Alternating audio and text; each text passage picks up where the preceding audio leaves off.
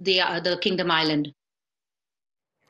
Kazakhstan is lifting its state of emergency after days of violent protests resulted in a nationwide crackdown. More than 200 people died in the unrest sparked by rising fuel prices. The demonstrations quickly turned into a wider movement against the government, calling for political and social reforms. President Kassym-Jomart Tokayev blamed the demonstrations on foreign actors and called in Russian-led troops to help quell the unrest.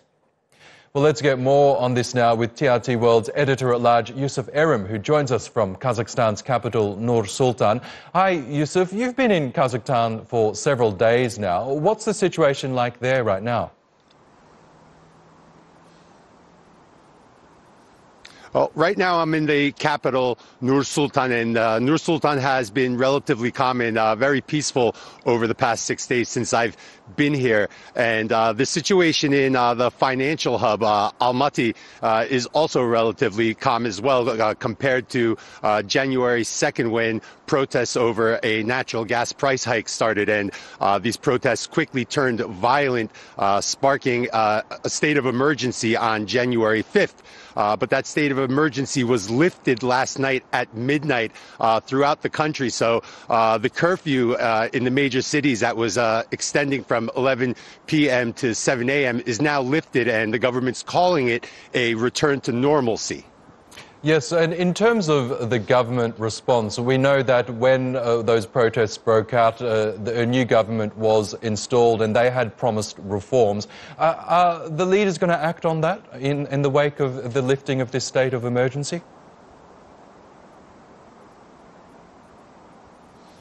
Well, the Kazakh government has taken quick and decisive steps to be able to disperse the protests. And one of the major problems that sparked the protests was the natural gas price hike. So the natural gas price hike was lifted. And on top of that, natural gas prices were lowered beyond and below their original prices as well. And there's also been increases to minimum wage as well to bring equality to the distribution of wealth. So the Kazakh government is trying to take steps to make its citizens happy and to address the issues that sparked the protests.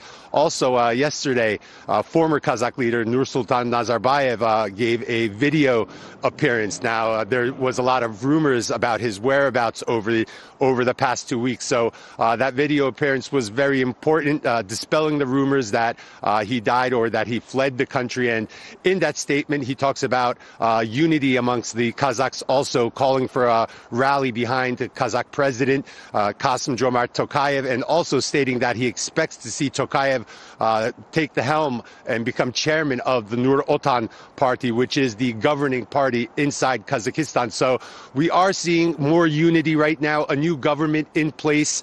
There is optimism regarding the new government, and the Kazakh government, again, trying to take proactive steps to make its citizens happy and generally a relative calm throughout the country. Okay, Yusuf Erim, thank you so much for bringing us the latest there from the Kazakh capital, Nur-Sultan. Turkish President Recep Tayyip Erdogan has urged all parties in Bosnia to refrain from action